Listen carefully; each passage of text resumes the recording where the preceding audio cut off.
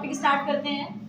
तंत्रिका तंत्र, इसको इंग्लिश में बोलते हैं नर्वस सिस्टम। क्या बोलते हैं बेटा? Nervous system. नर्वस दिख रहा है? नहीं दिख रहा? कोई बात नहीं, इधर से स्टार्ट करेंगे। आप दिख रहा है? नर्वस सिस्टम, इसको स्टार्ट करते हैं। नर्वस सिस्टम का मतलब समझते बेटा? इसमें आपको क्या पढ़ना है? नर्वस सिस्टम के अंतर्गत आपको पूरा ब्रेन पढ़ना है। क्या पढ़ना है? ब्रेन। आपको पूरी खोपड़ी के बारे में इसका पूरा अध्ययन करना है। इसमें कौन कौन से भाग होते हैं जो हमारे लिए इंपॉर्टेंट है, जो हमारे 10th क्लास के मतलब अकॉर्डिंग कितना इंपॉर्टेंट है। तो नर्वस सिस्टम में हमको पढ़ना है क्या? नर्वस सिस्टम में हमें पूरा ब्रेन पढ़ना है और कौन सी ऐसी चीज़ें हैं जिससे सूचनाएं हमारे मस्तिष्क तक जाती हैं और मस्तिष्क से कैसे हमारे शरीर तक पहुंचती है, तो उसके बारे में पढ़ना है। तो नर्वस सिस्टम को पढ़ने से पहले इसमें सबसे पहले हम पढ़ेंगे नर्वस सिस्टम की, इसको बोलते हैं तंत्रिका तंत्र। क्या बोलते हैं? तंत्रिका तंत्र की इकाई, इसके बारे में सबसे पहले अध्ययन करते हैं क्योंकि हाई स्कूल में सबसे ज्यादा पूछे जाने वाला क्वेश्चन है। इसको बोलते हैं तंत्रिका कोशिका। क्या बोलते हैं? तंत्रिका कोशिका। क्या बोलते हैं? तंत्रिका कोशिका। तंत्रिका कोशिका, ठीक है। और इसी को बोलते हैं न्यूरॉन। क्या बोलते हैं? न्यूरॉन। क्या बोलते हैं? न्यूरॉन। हिंदी में बोलते हैं, इस तरीके से लिख लें आप लोग, न्यूरॉन। क्या बोलते हैं? न्यूरॉन। न्यूरॉन क्या होता है? तंत्रिका कोशिका, इसके बारे में समझते हैं। तो सबसे इंपॉर्टेंट चीज है तंत्रिका। इधर दिख रहा है? देखो, हाँ दिख रहा है ऐसे। इधर कौन चमक रहा हो? हाँ इधर आप सही है।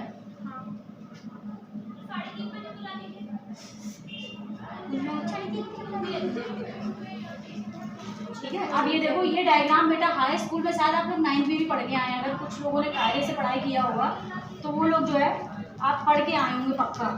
पढ़े हैं कि नहीं ना? नीचे एक ब्लैक बोर्ड मंगवा लेंगे, यहाँ बहुत गर्मी लगती है, नीचे ही पढ़ाया जाएगा।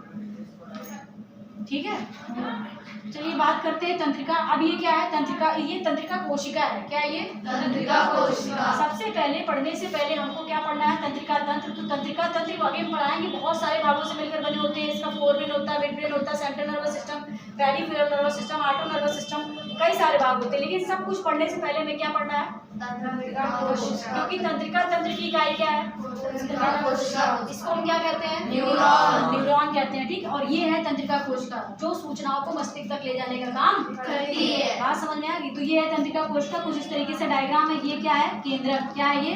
केंद्रक। क्या है ये? केंद्रक। केंद्रक के चारों ओर प्रोटीन के कण पाए जा रहे हैं जिसको बोलते हैं निसेल्स कण। कौन से कण? निसेल्स कण, ठीक है। ये जो होते हैं इसको बोलते हैं डेंड्रॉन। क्या? डेंड्राइट। क्या बोलते हैं? डेंड्राइट।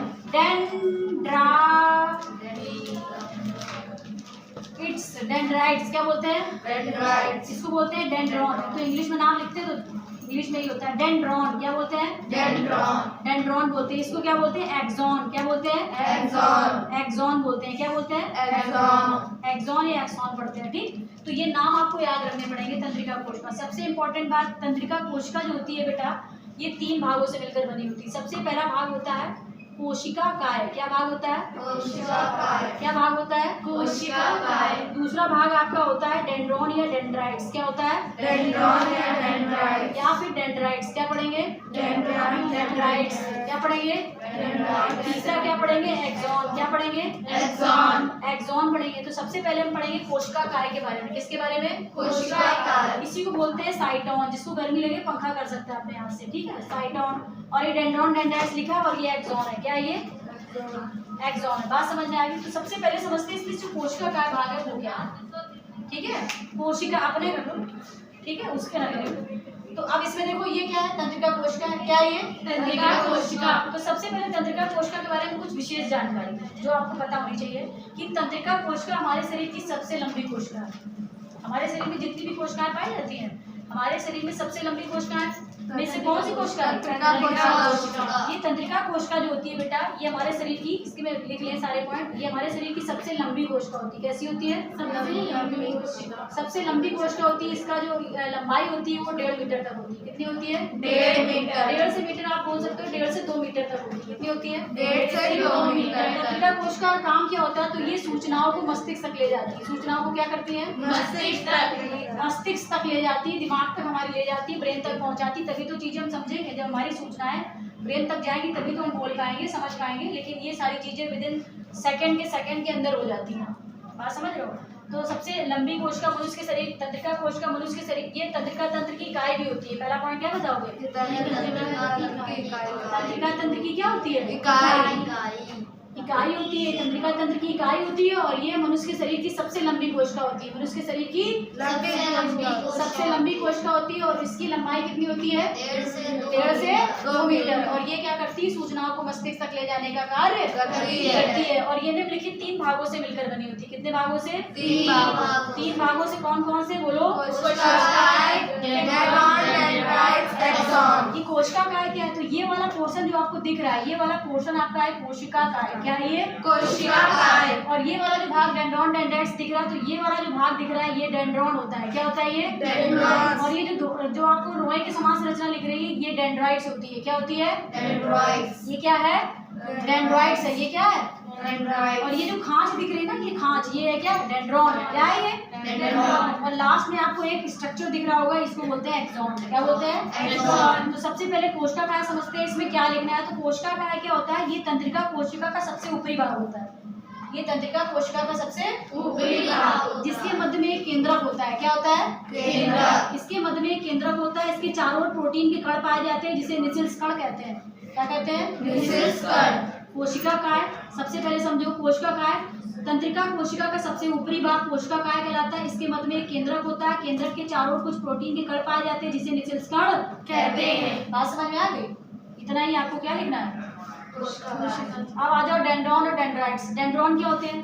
देखो, कोशिका काय से अनेक उंगली के समान प्रवर्ध निकले होते हैं। कैसे निकले होते हैं? उंगली के समान प्रवर्ध। कोशिका काय से, ये कोशिका काय है ना, कोशिका काय से अनेक उंगली के समान प्रवर्ध निकले होते हैं। अंगुली के समान प्रवर्ध निकले होते हैं, जिन्हें क्या कहते हैं? क्या कहते हैं? डेंड्रॉन। और इन डेंड्रॉन के ऊपर भी कुछ लोहे के समान संरचना पाई जाती है, जिसे हम क्या कहते हैं? डेंड्राइट्स। क्या कहते हैं? डेंड्राइट्स। बात समझ में आ गई? अब आ जाओ एक्सॉन। क्या आ जाओ? एक्सॉन। एक्सॉन क्या होता है कि कोशिका काय से निकले अनेक प्रवर्धों में से एक प्रवर्ध को, देखो कोशिका काय से अनेक प्रवर्ध निकले, लेकिन एक प्रवर्ध क्या हो गया? कुछ मोटा और लंबा हो जाता है, जिसे हम क्या कहते हैं? एक्सॉन। एक्सॉन कहते हैं। कोशिका काय से निकले अनेक प्रवर्धों में से एक प्रवर्ध, एक खांच जो है कुछ मोटी और लंबी हो जाती है, जिसे हम क्या कहते हैं? क्या कहते हैं? एक्सॉन के ऊपर न्यूरी लेमा का आवरण पाया जाता है। क्या क्या क्या पाया जाता है? न्यूरी लेमा का आवरण। कौन सी लेमा? न्यूरी लेमा। एक्सॉन के ऊपर न्यूरी लेमा का आवरण पाया जाता है। किसका आवरण पाया जाता है? न्यूरी लेमा। न्यूरी लेमा का आवरण पाया जाता है। किसका? न्यूरी लेमा। एक्सॉन और न्यूरी लेमा के बीच में एक आवरण पाया जाता है, जिसको बोलते हैं माइलिन शीथ। क्या बोलते हैं? Myelin sheath. क्या बोलते हैं? Myelin sheath. माइलिन शीथ बोलते हैं। क्या बोलते हैं? Myelin sheath. शीथ का मतलब आवरण होता है। माइलिन शीथ जो होता है बेटा, इसके बीच में पाया जाता है। ठीक है, बीच में पाया जाता है। तो माइलिन शीथ जो होता है बेटा, बीच बीच में क्या होता है? टूटा होता है। माइलिन शीथ क्या होता है? बीच बीच में टूटा होता है। माइलिन शीथ जो होता है बीच बीच में टूटा होता है। बीच में क्या होता है? टूटा होता है। जहाँ पर टूटा होता है उसे हम रेनिवर के नोड कहते हैं। क्या कहते हैं? रेनिवर के नोड। क्या कहते हैं? रेनिवर के नोड। और एक्सॉन का अंतिम सिरा जो होता है घुंडीनुमा संरचना में खुलता है, जिसे बोलते हैं सिनेप्टिक नोड। क्या बोलते हैं? Synaptic node. Synaptic node. क्या बोलते हैं? Synaptic node. बात समझ में आ गई? इसी अब ये जो डेंड्रॉन दिख रहा है ना, वो डेंड्राइट्स, इन्हीं डेंड्राइट से दूसरी तंत्रिका कोशिका निकली होती है। फिर से समझना कि क्या हमने पढ़ा, तंत्रिका कोशिका क्या है। तो तंत्रिका कोशिका क्या है? ये तंत्रिका तंत्र की इकाई होती है। तंत्रिका कोशिका प्रायः या न्यूरॉन जो होती है वो तंत्रिका तंत्र की इकाई होती है। ये मनुष्य के शरीर की सबसे लंबी कोशिका होती है। इसकी लंबाई 1.5 से 2 मीटर लगभग होती है। ये सूचनाओं को मस्तिष्क तक ले जाने का कार्य करती है। तंत्रिका कोशिका जो प्रायः होती है या न्यूरॉन जो होती है वो 3 भागों से मिलकर बनी होती है। कोशिका काय, डेंड्रॉन, डेंड्राइट्स या फिर एक्सॉन। ठीक है, कोशिका काय क्या होती है? तंत्रिका कोशिका का सबसे ऊपरी वाला भाग जो होता है, इसे हम कोशिका काय कहते हैं। कोशिका काय के मध्य में एक केंद्रक होता है। केंद्रक के चारों ओर कुछ प्रोटीन के कण पाए जाते हैं, जिसे निसिल्स कण कहते हैं। बात समझ में आ गई? इसके बाद डेंड्रॉन क्या होते हैं। तो डेंड्रॉन क्या है? कोशिका काय से अनेक अंगुली के समान प्रवर्ध निकले होते हैं, जिन्हें हम क्या कहते हैं? डेंड्रॉन कहते हैं। डेंड्रॉन से भी कुछ धागेनुमा संरचना निकली होती है, जिसे हम क्या कहते हैं? डेंड्राइट्स। इन्हीं डेंड्राइट से दूसरी तंत्रिका कोशिका जुड़ी होती है। फिर उसके बाद एक्सॉन। कोशिका काय से निकले अनेक प्रवर्धों में से एक प्रवर्ध कुछ मोटा और लंबा हो जाता है, जिसे एक्सॉन कहते हैं। क्या कहते हैं? एक्सॉन। एक्सॉन के ऊपर न्यूरी लेमा का आवरण पाया जाता है। किसका आवरण? न्यूरी लेमा। एक्सॉन और न्यूरी लेमा के मध्य में भी एक आवरण उपस्थित होता है, जिसे माइलिन शीथ कहते हैं। क्या कहते हैं? Myelin sheath. माइलिन शीथ जगह जगह पर टूटा होता है, जिसे हम क्या कहते हैं? रेनिवर के नोड। यहाँ पर गांठें पाई जाती है। नोड का मतलब क्या होता है? गांठों से। तो रेनिवर के नोड कहते हैं। क्या कहते हैं? रेनिवर के नोड। रेनिवर के नोड कहते हैं। तथा एक्सॉन का अंतिम, ये एक्सॉन थी ना, ये दी, क्या दी? एक्सॉन दी। एक्सॉन का अंतिम सिरा जो होता है गुंडीनुमा संरचना के रूप में खुलता है, जिसे हम क्या कहते हैं? Synaptic node. क्या कहते हैं? Synaptic node. That's it। बस इतना ही आपको समझ में रखना है। ये तंत्रिका कोश का एग्जाम में बहुत पूछा जाता है कि न्यूरॉन का सचित्र वर्णन करो।